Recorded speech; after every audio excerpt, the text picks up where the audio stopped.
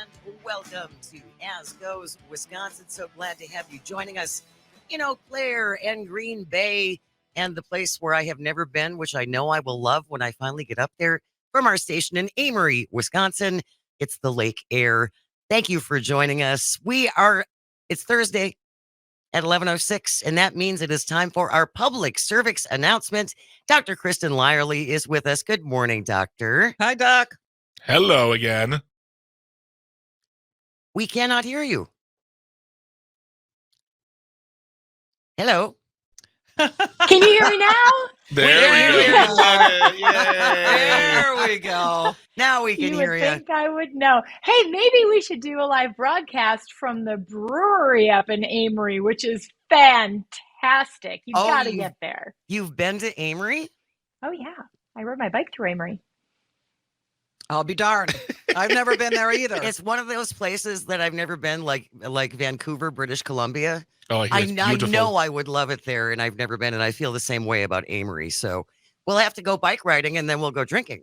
They go together. That sounds like a smart plan. Yeah, well, she's a doctor. I follow my doctor's advice. I'm here for you. So we're gonna start out by talking about estrogen and estrogen pellet therapy. I have never heard of this. This is news to me. What is this? You haven't heard about pellets? Come on, guys. They've been around since the 40s. It's all new. It's all new to me. This is news to me too. I didn't know anything about these things. So explain to me what they are. What is it? These are literally they are little estrogen pellets that are inserted under your skin every 3 months to provide hormone replacement.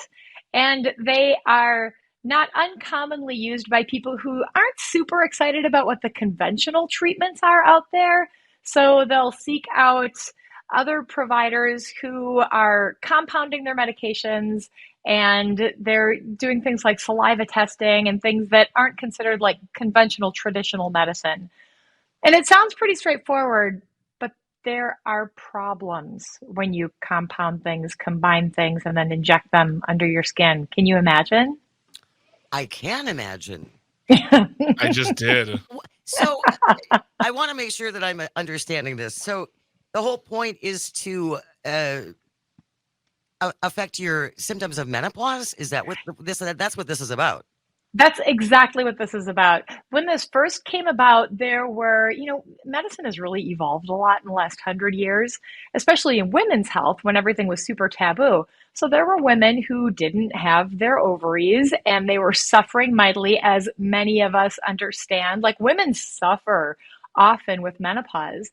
And what they discovered was they could inject these pellets, and women felt much better once they had that replacement therapy. But what they didn't know way back then was if you give somebody who still has a uterus unopposed estrogen, you just give them the estrogen, then it creates that tissue that typically, if you're having a normal cycle, will become your period every month. But if you don't have normal periods, you don't have the normal cycle of hormones, that tissue just grows and builds, and it can turn into a cancer, which is one of the problems that we've seen with these pellets, both way back in the 40s and 50s and now. Sometimes these pellets have too much estrogen, and people end up with supra-physiologic doses, and they can develop a cancer. Wow. Okay.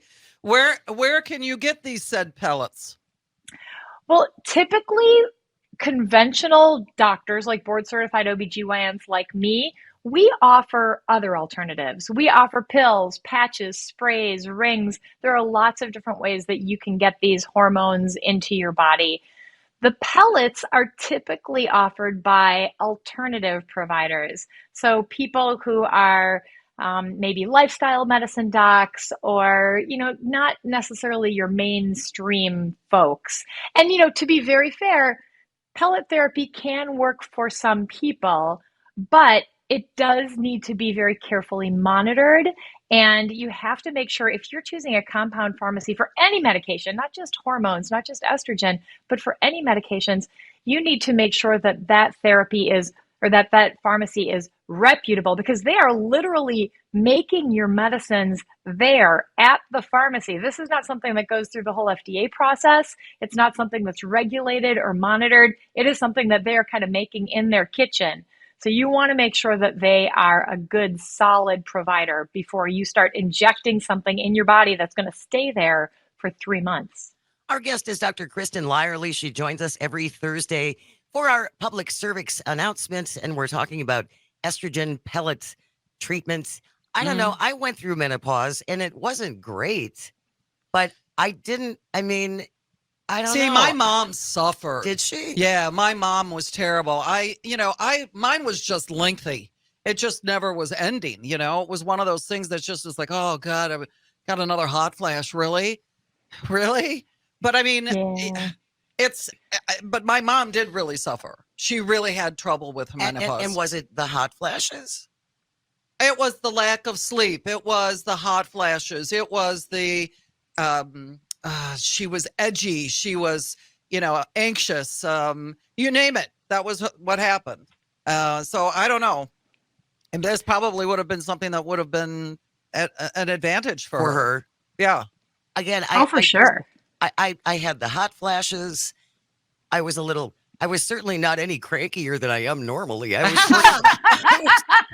was pretty much standard cranky for me. I don't know. I told you, Doc, I told a story off the air before we even got started, and it's kind of funny, but I was having a really bad episode, let's call it that. And I got into my kitchen and I took everything off. My kids were out, they weren't in home anymore. I took everything off. And I stood in front of the kitchen sink and splashed cold water all over me. I just could not get, the steam was coming off. Some people use a shower, but the kitchen sink works too. I didn't make it upstairs. Wow. But then all of a sudden, this is what I heard behind me. What you doing? And my husband had come home from work. I'm standing naked in the kitchen, spraying myself with cold water. There, whatever works for you. Menopause makes people crazy. A texter from the 715 says, "Without my estradiol, no one would ever want to talk to me."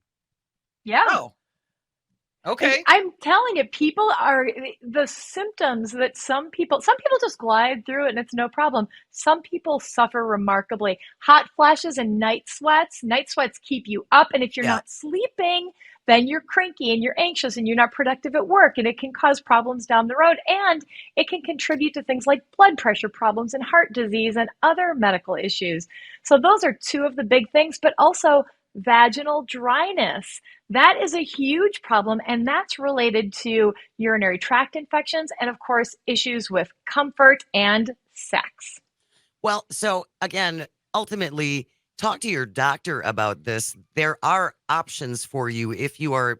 That's just. I mean, again, it wasn't a walk in the park. I had the hot flashes and stuff like that, but I certainly don't feel like I suffered to the extent that I'm hearing about some other women going through. That's terrible. Yeah. But you know what's nice is to know that there's help out there. That's the main thing. Passing along this information can really help some women out, and we just need to know about it. Yeah, definitely. And there have been two huge barriers. One is the fact that it's women's health, and we have a hard time talking about women's health issues. But the other barrier was the Women's Health Initiative, which was this huge study that came out 2 decades ago that looked at hormone therapy. And we thought that it was going to be good for women's hearts, which it probably is. But some of the early information showed that it actually caused strokes and heart attacks in some populations of women. So a lot of people got really nervous, including doctors, and people were just like, I don't need it. It's not that important. I'm not going to do anything. And that's where the rise of some of these alternative therapies have really come from. But there are solutions. So if you are suffering, if you need answers, go to your doctor. We can find solutions for you, and they need to be tailored toward your own personal needs and your history. Absolutely. And you wanted to mention something too about there are new guidelines for cancer screenings. New lung cancer guidelines. Guys, we need to start thinking about lung cancer like we screen for mammography. If you have a 20 pack year history, which means you smoked a pack a day for 20 years, and you are between the ages of, I think it's 50 and 74, you need to be screened every single year with a CT scan to make sure that there is not an early lung cancer developing there. The key to treating lung cancer, which is the number one cause of cancer-related deaths in this country, is early diagnosis. If we can diagnose lung cancer when it's still in the lungs, the 5-year survival rate is like 65%. Wow. So if we think about lung cancer screening the way we think about breast cancer screening, think of all the lives we'll save. That's really important. That's really important information too, because I would never have thought about that. And I mean, honestly, I went to school in the 70s. I mean, everybody was smoking, everybody. So I think that this is really super important for women to know too. Women and men. And currently only about 10% of eligible folks get their screening nationwide. 10%. So the other 90%, get in there. Let's get out there and do it, people, and get your screenings. All right. When we come back, ringing in the ears. Yeah, boy, howdy. I can't wait to hear you on this one. Will you be able to hear her on this one?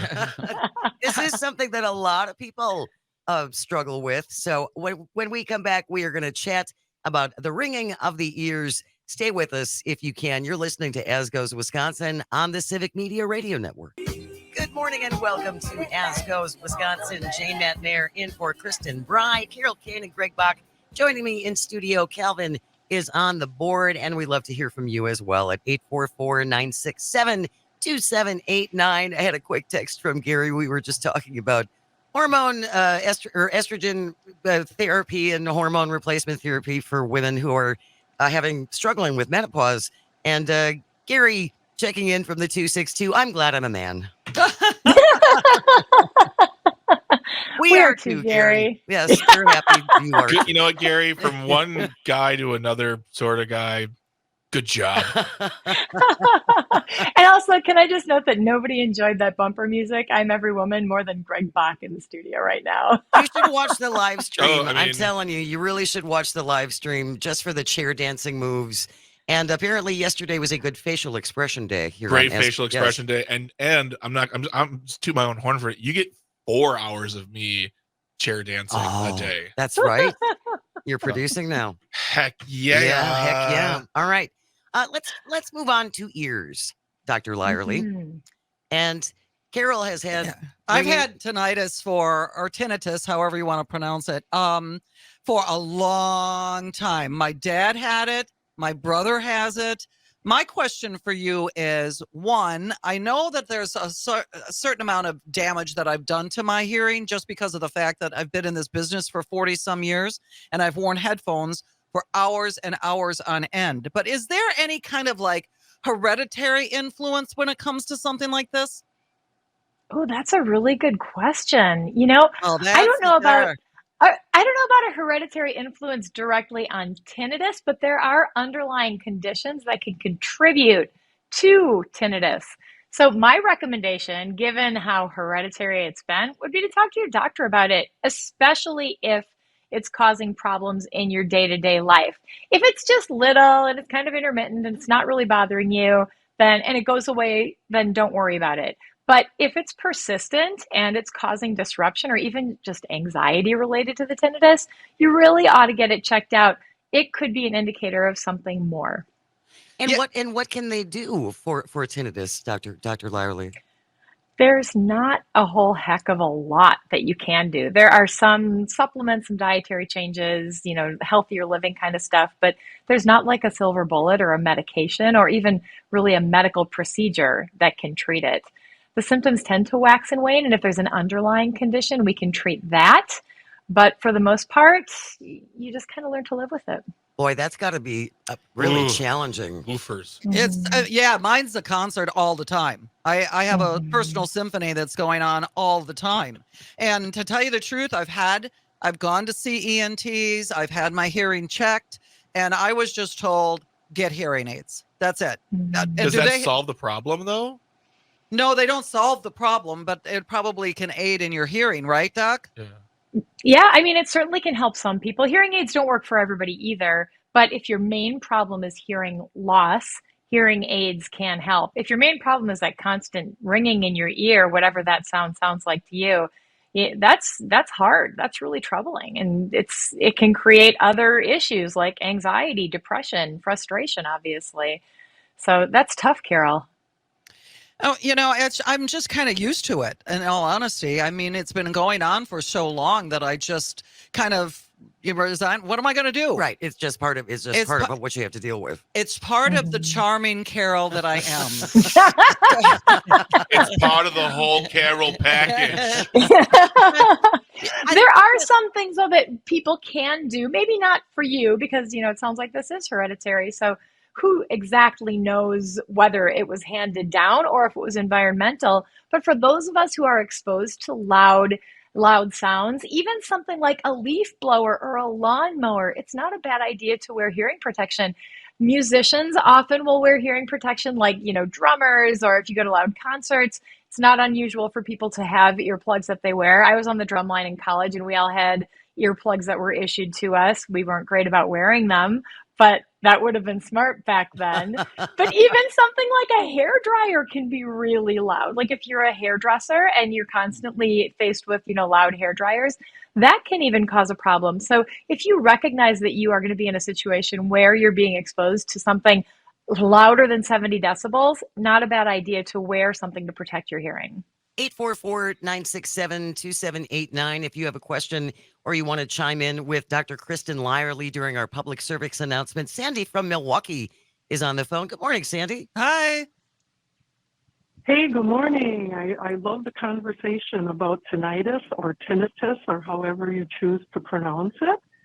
And I just want to make a couple comments too. Having worked in a factory for 30 years, you would think that would be the contributing factor, but not necessarily. I discussed it with my doctor. I said, I want you to flush my ears out to see if you can get that ringing to stop. And he just kind of sat back in the chair. He says, it's not in the ears, it's in the brain. It comes from the brain. Huh. That the sound that you get comes from the brain because it's trying to make up for a portion of hearing loss that you have, so it's making the noise, not in the ears. Now, maybe it's the damaged hair cells in the cochlea deep inside your ear, inside your inner ear, trying to communicate with your brain. So yeah, your doctor is right, but it does have to do with damage that's deep inside that washing out your ears won't help. Now, if you do have impacted wax in there, that can definitely affect your hearing. So if your doctor looks inside your ear and they can see that there's wax or that there's something stuck in there, removing that should help. And by the way, Q-tips, we've all heard, don't ever put anything smaller than your elbow in your ear. Kind of true. Don't tell me what to do. Thank you for calling, Sandy. Really appreciate it. I love my Q-tips. I do too. It gets itchy and I want to scratch the inside of my ear. Can I ask a really quick question on this topic? Where can one go and get their ears cleaned or flushed? Or because I would like to do that. I understand Q-tips aren't the best, but where can someone go? Primary care docs for the most part. And actually it's a nurse that'll flush out your ears for you. Oh, great. So you can just go to your doc and tell them I need a little flush. Flush the old flush the old hearing holes, huh? If you ever, they're going to want to look first, though. Right. They're not going to do it just for fun, Greg. So maybe they'll never mind. Forget it. If you ever have a question for Dr. Lyerly, you can text it in. You can email us at asgoeswisconsin@civicmedia.us or text it at 844-967-2789. Always a pleasure to have you, Dr. Lyerly. We will talk to you next Thursday. Thank you. Thanks, I love hanging out with you guys. Take care and stay with us when we come back. Coming up next, we have Paul Noonan. We're talking all things sports balls. You're listening to As Goes Wisconsin on the Civic Media Radio Network. Welcome to As Goes Wisconsin. Jane Matt in for Kristen Bry. Calvin's on the board. Greg and Carol with me in studio. And joining us as he does every other Thursday. He is a sports reporter and contributor for the Packer website Acme Packing Company, as well as Baseball Prospectus in Milwaukee. Paul Noonan is joining us. Good morning, Paul. How you doing? Hi. Hey, morning. Doing great this morning. Hi, Good. Paul. Well, Greg. I was at the bank yesterday, and I really like this bank because there's actually people who work there. So when you go in, it's not all Okay, empty. Grandma. But it was nice. It was, so I'm talking to the teller, Andy, and we're just kicking things around. And he brings up he brings up the Packers trading Rasul Douglas, and he is not happy. And Yeah. from what I understand, a lot of people and even other fellow teammates are not happy, Paul. Yeah, the rest of the Packers are definitely not happy with this. So to start off, Rasul Douglas is a very good player and has been for several years. He is definitely a leader in the locker room. He's a good follow on Twitter. He's like a good personality, and nobody has a bad word to say about the guy. The problem here is just the Packers made a business decision, and it's when you've lost 4 games in a row and you've looked kind of listless, business decisions start to happen. And the fact of the matter on Rasul is he's 29, and the Packers, I think, made an assessment that they're probably not competing this year. It's not looking great. Next year, their situation is pretty similar in terms of just cap space. Whether they have Love or not, it'll be one more developmental year or a new quarterback. And so by the time they're going to legitimately compete with a fresh set of cap space and experienced players, it's going to be 2025. Rasul Douglas is going to be 31. And 31-year-old corners tend not to be very good. They do not age well unless they're like Charles Woodson or one of the best of all time. And so it's bad. But the way to prevent this is to actually win some games and stay in contention, and then guys don't get traded. So I feel for all the Packers. It's tough business, and it is a business, and it could be worse because the Bears did the opposite of this, and it's going to hurt them down the road. But it's sad to see. But I think it's probably the correct decision in the grand scheme of things. So is LaFleur on the hot seat? Because I can't. I walked away from the game and I was just disgusted. I hate to say it, but I was disgusted. The offense sucks. What is happening? I think he is on the hot seat, and I'm surprised to be saying that right now. But I don't think he is the best coach to have for a young team. It does seem like he works better with older players, if he works well at all. There's been an open question as to whether LaFleur was actually good the last few years or was just Aaron making things work. Because, whatever you think of Aaron, he's real good at football. He is a football savant, and he will cover up a lot of issues. And I think there's a lot of evidence that this is a lot of LaFleur problems. We've had a few people run some analysis on how teams are doing on their script plays, the first 15 plays of the game, basically. And that analysis is now 3 weeks old, but the Packers were the worst team in the league on their script, and they've scored, I think, 3 points since that analysis on their script. So they're definitely still the worst team in the league. They have 29 points in the first half this year as a unit in the aggregate, which is something like the 100th worst amount of all time. And that's just on the coach. That's when you have time to prepare and draw up plans and, get all your creative stuff out there. And they're just awful. I don't think you can blame anybody else except LaFleur for at least the start of games. So I think he's on the hot seat. I think that they maybe will look to bring in somebody who's a little bit better with a younger roster, and he should be worried. His other coaches, his assistants, should be very worried. Here's what I don't understand, and maybe you can explain it to me, Paul. Why can they not catch the damn ball? Oh, I can't explain this one. This is one of my specialties. They in the draft, when they pick receivers, they actually tend to ignore hands as a quality. It's because it's actually one of the things that you can develop at the pro level. You can't make a guy faster. You can't really make a guy more agile. But historically, you actually have been able to make guys hold onto the ball better, catch the ball better. And the best example of that is Davante Adams, who was a butcher catching the ball for the first 2 years of his career and, will now be a Hall of Famer. But the problem is it takes 3 years for that to happen. And all of their receivers are less than 2 years in the league, but all of them had hands problems coming out of college. Jaden Reed did not have good hands coming out of Michigan State. Christian Watson had notoriously bad hands coming out of North Dakota State, and they've been trying to coach him up on that for a while. He has all kinds of other problems too. Dontavian Wicks, who is, I think, their best young receiver who doesn't get enough playing time, it's a problem for him. And the only one who's any good at it at all is Romeo Doubs, and even he is below league average in bringing in contested catches. their receivers have 53 attempted contested catches on the year, and they've brought in 9 as a unit. The NFL average is 48%, and they're down at like 10%. So Wow. it's a big problem, and it's a trait they kind of look for because they get bargains, but you can't have all the guys not be able to catch. Well, that's problematic when none of them can actually hang on to a ball. Yeah, it is. It is disgusting. They didn't help him out at all last game. Love wasn't even that bad last game. The interception he threw to Reed should have been caught. Like it just let a guy take it away from him. So yeah, that is a major problem as well. The receivers are not good. Paul Noonan is our guest. He's a sports columnist, and he joins us every other Thursday as we kick around Oh my God. all things sports balls. Now, I believe the last time you were here, you were talking about when we were talking about the Packers, they were about to play the Broncos, who you said had the worst defense in the NFL. Uh-huh. I'm not a huge football fan, I will admit, but I did watch that game because I felt, all right, if we're going up against the worst defensive team, then we have a good shot, and we lost. Yep. And I'm asking you, as a guy who does this for a living, when you watch that happen, is that where you started to say, oh no, or was because we've lost 2 more since, correct? I think 1 more since, but 1 more since, yeah. I mean, that is definitely an oh-no game. The Raiders game was before that, and that was kind of this might be a problem game. Yeah. But every team that's played Denver, except Kansas City last week, and they have some similar issues to the Packers, has, if nothing else, been able to just run the ball against the Broncos without any opposition whatsoever. They're not good against the pass either, but when you've gotten into trouble, you've just been able to run for like 200 yards on them, and it's been fine.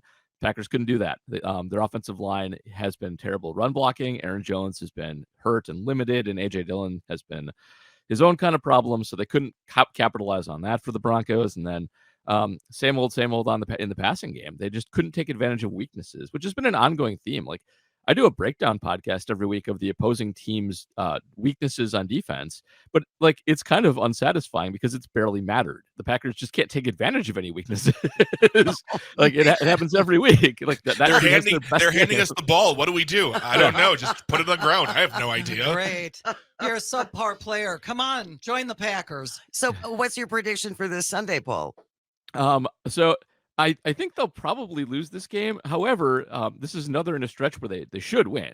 They're playing against the Rams, who will be missing their starting quarterback, Matthew Stafford, almost for sure. I think he's technically he's still day-to-day. playing. Yeah, and he's been having a really good season. Holy cow! He's had a really nice bounce back season. The Rams did a really nice job drafting receivers who can actually catch the ball. The guy to keep an eye on is Puka Nacua, who they drafted in the 5th round, and for quite a while was actually leading the NFL in most receiving categories. He's come down a little bit because they got Cooper Kupp back, who's their other very good receiver. But they're going to be starting a backup quarterback, Brett Rippon, who's not very good. So the Packers should be able to, keep this close, if nothing else. But the problem is the Rams are still good at things the Packers aren't good at stopping. They're good at running the ball. They have a good offensive line, and Joe Barry his team can never stop the run. So they can grind it out on us. And then the Ram defense is pretty good, especially up front where they still have Aaron Donald, who is the best defensive interior player maybe ever. Going to be going up against a very struggling interior Packer offensive line with Royce Newman and Josh Myers. It's a nightmare matchup. So it's going to be kind of a rock fight, I think. Probably not a lot of scoring, but the Rams, even with a backup quarterback, I think probably get this done. And then we can talk about moving on to the draft. But hey, all those young men look great in the uniform. They did. They look nice. They look nice in their outfits. Yeah, in their outfits. So, okay, here's my question for you, Paul. When it comes to what you were just talking about defense, what is going on with the Bucks? I mean, they've got these 2 superstars. Yeah. Do I sound frustrated with Wisconsin sports right now? I'm with you. They're 4 games in. You sound like me talking like just to people in my house. But I mean, come on. We get disappointed by the Brewers. We got disappointed by the Packers. And now we've got this with these 2 superstars. They play 82 games. Yeah, this is a problem. Pick it up. Oh my God. This is going to be a problem. It's only 4 games. It might get better. Yeah. But the defense that Adrian Griffin has them playing is a very aggressive pressure the ball defense. And that's just not a good matchup for what the Bucks are as a team. That's a defense that you play with a younger team, with a lot of agile guys who can get after it and can rotate very quickly. the Bucks feature like the best shot blocker and rim protector in the league in Brook Lopez, and Giannis is also very good at that. What you want to do with the Bucks, they're also very old. They're not good at chasing people around. They get tired. Like Chris Middleton has a bad knee and he's not young anymore, and Damian Lillard's not a good defensive player. If you're the Bucks, you want to be funneling guys into the lane where Lopez and Giannis can impact their shots instead of chasing them around and getting Giannis and Lopez out of the lane because they have to cover for mistakes. And they actually have forced quite a few turnovers this year, but every other shot the teams get is one of the easiest shots that you can have in basketball. I think that they're giving up like 80% at the rim just because the rim protectors aren't there most of the time. So I think Griffin's a problem. This does not look good. We last time I was on here was right after they fired Terry Stotts. And I think they're going to need to get him some tactical help, if nothing else. Like, he's a Giannis guy, he's supposed to be an energy guy, but their tactics have been a disaster so far. Like, it has been ugly to watch, and I don't think it's going to get better unless they make drastic changes to how they actually conduct defense. Do you have any good news for us? That's it for Paul Noonan. Bye-bye. I guess Wisconsin men's hockey looks like they're good and Yeah, back. they're great. That's all I got. And Wisconsin women's volleyball is, I think, number one in the country. Yes, and they are, of course, outstanding and Yeah. excellent. But that's not a news story. That is just that we are a dynasty. So we only have a couple minutes left, so I want to just really turn really quick to the Brewers. Craig Counsell is a free agent as of yesterday or 2 days ago, and we know he is interviewed in Cleveland and he's interviewed in New York. Now, my money is you go to the city that's bigger, has more money, and the guy who you worked with for many years, and if the owner is going to open that person and be like, make a winning team, you go to New York. I think Cleveland was just an interview, but I feel like New York is where he's going to head, especially if they're willing to pay him, because he wants to bring up those manager salaries. Yeah, I think that's entirely correct. Craig, yeah, I think you nailed it. Honestly, like Craig is, of course, an ex-player, and he is definitely of the mindset where, if you're in the players' union or anything like it, that you want to set the bar very high for all of your compatriots. And I do think part of his interview circuit is absolutely that. Like, he's going for top dollar, as he should. He is the best manager in the game. And I do think it's more likely than not he does end up in New York, where David Stearns also has ended up, where you can get more stuff to play with. Cleveland is like Milwaukee. Like, they have a good front office with a good analytics department, but they have no money, and he would be doing essentially the same job he did for the Brewers. I think there is a puncher's chance he does come back to Milwaukee if they're willing to match his salary, and they absolutely should be willing to match his salary. Like, it's the not most, a lot. Yeah, the most he's going to make is like $7 million-ish, 7 to 8, and you get so much surplus value from having a good manager. To get that same value from a player, you're going to be paying him like an extra like $10, $12, $15 million a year, versus just playing Craig like $2 or $3 million more than the next best manager. It should happen, but I think he's gone. I think he could use the new challenge, and I suspect he'll end up with the Mets. But I do think the Brewers have a shot still. They just need to pony up. Well, and I think Brewers fans will really wish him well. We'll wish him well. I do. We understand that it can't stay forever. But I also just want to say real quick, listen to Paul's podcast, Milwaukee's Tailgate Brewers podcast. It's very fun. Listen. Appreciate that. Thanks so much. Paul Noonan joins us every other Thursday as we talk all things sports. He's also a regular contributor for the Packer website, Acme Packing Company, and Baseball Prospectus Milwaukee. Thank you so much, Paul. Thanks, Paul. Really appreciate it. Thanks for having me, guys. Coming up next, it is cookie time. It's cookie book time. That's Yes, on the way is. next. You're listening to As Goes Wisconsin on the Civic Media Radio Network. Good morning. Welcome to As Goes Wisconsin. Jane Matnair in for Kristen Bry, Carol and Greg with me in studio, Calvin on the board, and you are always invited to call and or text at 844-967-2789, 844-967 Party. Let me do this. 844-96 Party. There you go. Thank you, Greg Bach. It is cookie time. Yes, it I'm is. so hungry. Cookie book time. We Energies released their 2023 holiday cookie book. These Hundreds of people show up Oh for this. my God, people love this cookie book. They really do. And this year they've done a really interesting little take on it that makes it even more attractive to people, because what they're doing is they're paying homage to first responders. Yes.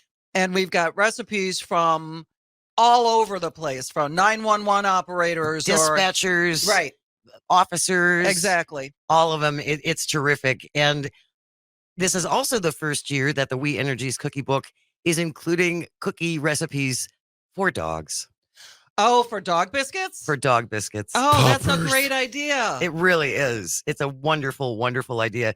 I bet I have 20 of their cookie books. Oh, I've got a few, but not that many. I've saved all of them. Oh, you're not alone in that. I mean, because some of these recipes Are are just so good. delicious. And right. My go-to one doesn't even involve any baking. It's just all melting. You just melt things. Is it Oh, like one of really? those chocolate things where you Yes. just put it on the. And with peanuts and like pretzel pieces. Bridget And makes those all the time. it's wonderful. And All it's the the time. easiest thing in the world. Yes. You just melt everything in a crock pot and I'm either so hungry. or pour it out in a tray. And then you cut them up and it's like everyone loves them. So it's like, yes, I slaved. I slaved over slaved these. melting these things. That's so funny. That's so funny, Jane. You say you're a big fan, right? You're a big fan, and yes, no, Of the cookie book? yes. I am a big fan of the cookie book. And you have a lot of those cookie books. I do. And you love making them. Are you implying that I never bring them in? Ding, ding, ding. Well, then- maybe that will change. And so what are your tastes? What kind of holiday cookies do you love? What are your favorites? If you put coconut in it, we're done. Oh, no I coconut. quit the company. you Coconut, it's disgusting. I love coconut. I don't want to know it. I love coconut. Calvin, but strong feelings on coconut?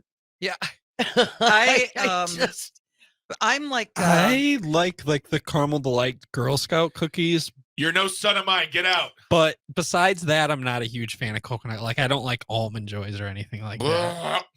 Okay. All right then. I Strong feelings about right. coconut. I'm a peanut butter Ooh, like yeah. I like peanut butter chocolate fan. Yep. Okay. And Caramel. caramel shortbreads that are loaded With with butter. butter. And that's all Loaded. that's all a shortbread cookie is. Yeah. Is butter and flour and a Yeah. little sugar. I'm with Carol on this one. I love a good a peanut butter chocolate. Look, I'm basic. I love a dark chocolate with a sea salt on there. Some caramel. Ooh, maybe we'll have a cookie trade. God, it's like food porn. All right, weirdo. We could do like a cookie trade. I'll make like some that cookies. idea. I'll make some cookies. We all make some cookies. I like that idea. I like that a lot. Yeah, and then we'll eat them while we're on the show. Because everyone loves listening to people on the radio eat. Yes, there's Eating. nothing more attractive than the sound of chewing. Calvin, what's your favorite cookie? I'll just say shout out to my mom's. She makes these things she calls sour cream cookies around Christmas time, and they're really good. My mouth just watered. I love any dessert that has a sour cream base because it's going to be so. Dear Calvin's mom, We Yeah. are. we're doing a cookie exchange. We're doing a cookie drive for charity. That charity is Greg. I'll It's, make sure I bring some. Yeah. it's for There you go. us. Well, we're talking about the We Energies cookie book that was just released yesterday. You can see the whole thing online Right, if you you don't can have an download it, opportunity yeah. to go get it, because I think on Saturday they are going to be at AmFam Field passing them out again. Are And they for- free? Yeah, they're free. Oh, I didn't know it. So I don't want to sound like a cynic, but I just think it's very funny that the one of the companies in this state that gets the biggest criticisms from people like, oh, We Energies, and they're like, here's a Christmas cookie. And we're like, yes, please. Just don't look at the rising energy rates. It's a- Bridget pays that bill. It's a really smart thing for We Energies. Oh, to do. absolutely. And again, they've done this for decades and Yeah. decades and decades. I think there are women well into their 60s and probably 70s who have been doing this, collecting these cookie books Well, since they were kids. And you're going to want to get there early because Yes. They go will fast. go fast. Oh, they'll run out. Well, I'm new to it's this. not- I'm new to this. It's not like they have all these different sites that you can go to. You can Yeah. look at it online when you check out the cookie book, but you can find out what maybe is closer to you where you can go and get. Yeah. But I mean, it's not like they bring the entire, Yeah. books. Understood. And again, you Yeah. can always find it online. Of course. I am looking at the entire thing online right now. Yeah. So we will get all of these links up in the show notes after the show is over. If you want to go back and listen to anything. We had a wonderful segment with John Dietrich Yes. from the Milwaukee Journal Sentinel about Look this for case. that. We're pretty sure we could probably put that onto YouTube. It's really worth Yeah. watching when he talking about the rise of suicides in Wisconsin and particularly in rural areas. Dr. Kristin Lyerly, thank you to her. Thank you to Paul Noonan. And again, thank you to John Dietrich. And to all of you, thank you, Greg and Carol and Calvin, and all of you listening and all of you watching on the stream. We really, really, really appreciate it. Without you, we are nothing. Right. Without you, we got nothing. That's like a song. And you get a rerun tomorrow because I'm coming back. So. She is coming back tomorrow. Absolutely. Dr. Michael McCutcheon will be here to fix your life. That's at 11:06, and all kinds of things we will make up along the way. Stay tuned. The Todd Albaugh Show is coming up next. You are listening to the Civic Media Radio Network. Have a great day.